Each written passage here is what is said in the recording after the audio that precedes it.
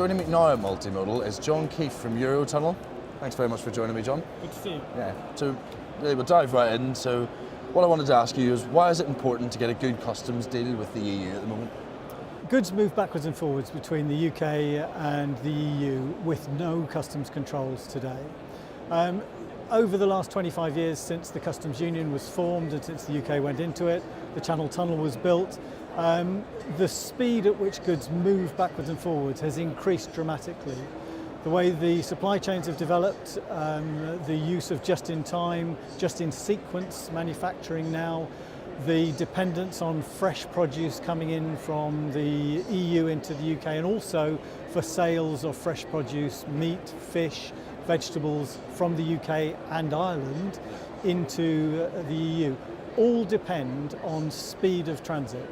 So if we don't have a customs agreement and we go back to the bad old days of having to inspect every consignment that goes through, many of those industries can't function as they do today, and economically that's a big hit.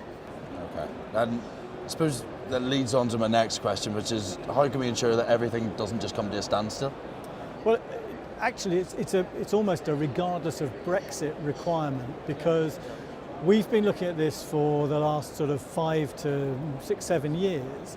In terms of traffic growth, we're going to reach a point where the amount of truck traffic going backwards and forwards between the continent and the UK is so great that our infrastructure is going to start to struggle. And this is why we need things like smart motorways, why we need the Lower Thames Crossing, why we need upgrading to the motorway connections in the southeast, in particular in Kent, because we'll need to keep things moving. So the importance here is to make sure that we are future-proofing against traffic growth, and this means things like high tech. It means using technology to generate information in advance. It means getting that information to all of the right agencies that require it.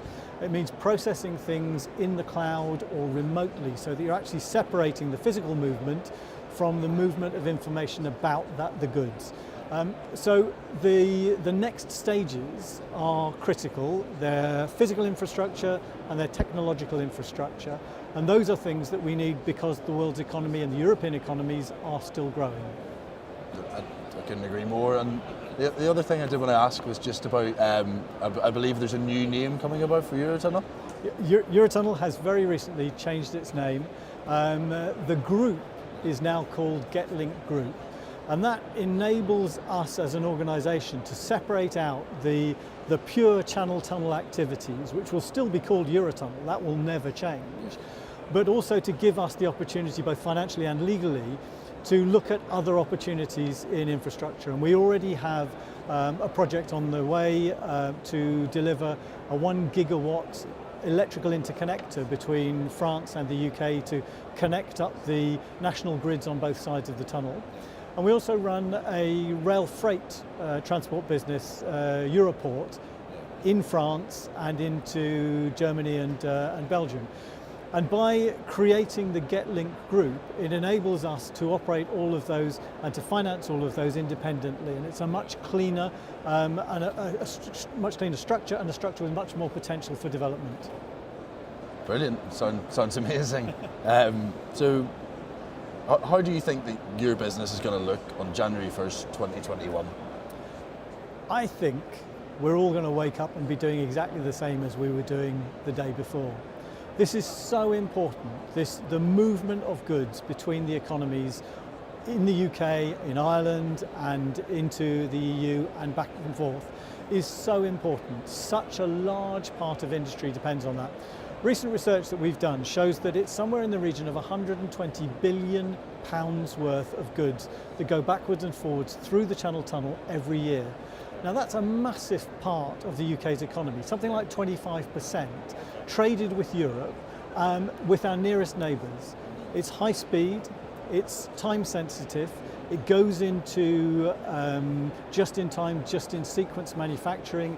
It's all about pharmaceuticals, it's all about fresh produce, it's all about satisfying consumer demands. It's the express parcels business. It's what we order online one day and expect the next. So I think it would be a very brave government that shut all of that down. And that's why I think on both sides, there's a really strong commitment to making sure that January the 1st, 2021 is the same as the day before. A great point to leave on. Thank you very much for that, My John. pleasure. Good to speak to you. Yeah, same to yourself.